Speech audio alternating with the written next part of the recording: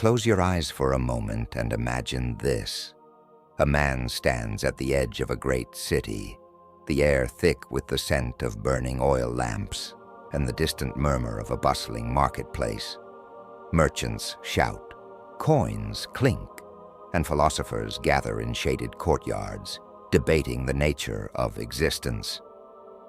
This could be Athens in 300 BC, the streets of Babylon, or the winding paths of an ancient Chinese village. But listen closely, because what these ancient minds spoke of is not just the past. It is our world today, the noise, the pressure, the chase for more. They saw it all, long before we held glowing screens in our hands and called it progress.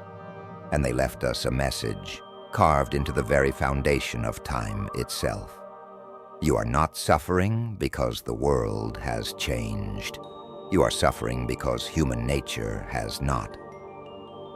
The ancient philosophers, sages, and mystics knew what was coming: a life of endless wants, anxiety over the unknown, a struggle for identity, and the illusion of control. And they left us wisdom, not as relics of history, but as signposts to help us navigate the storm of modern existence. The burden of endless desire. The year is 500 BC. A prince named Siddhartha walks away from his palace, leaving behind gold, silk, and every pleasure a man could desire. He has everything, yet he feels empty. Sound familiar? Siddhartha Gautama, who would later be known as the Buddha, had his first great realization. We suffer because we always want more. More wealth, more success, more admiration, more validation. And just like a fire, the more we feed this hunger, the larger it grows.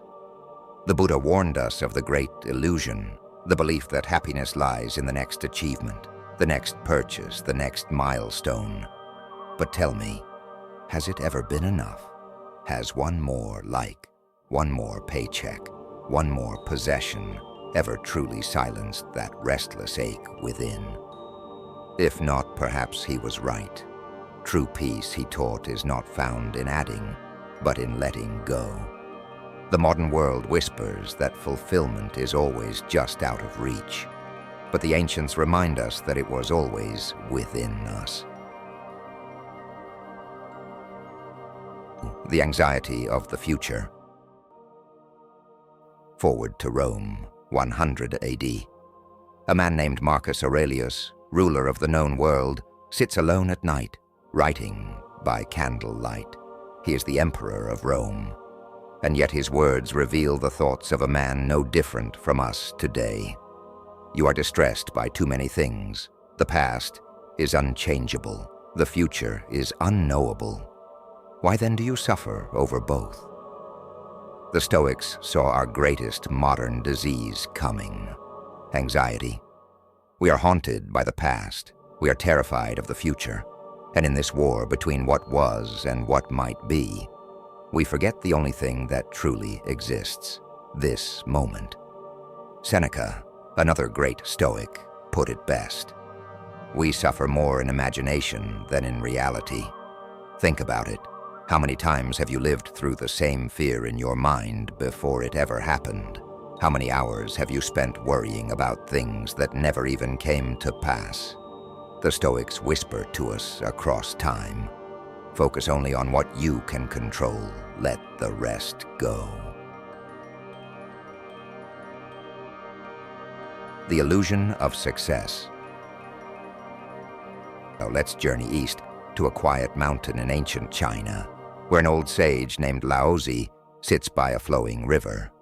His book, the Tao Te Ching, holds a secret that modern society refuses to hear. The more you chase success, the more it escapes you. The more you try to control life, the more it resists you. Stop grasping. Be like water. Flow. We live in a world that tells us hustle is everything. That if you are not grinding, pushing, striving every second, you are falling behind. But what if Laozi was right? What if our endless struggle is not making us stronger, but exhausting us? What if the answer is not force, but flow? The river does not fight to reach the ocean. It moves effortlessly, adjusting, adapting, bending where needed, yet never losing its way. Perhaps life is the same. What if the secret is not chasing success, but letting success come to you, by living with balance, patience, and trust?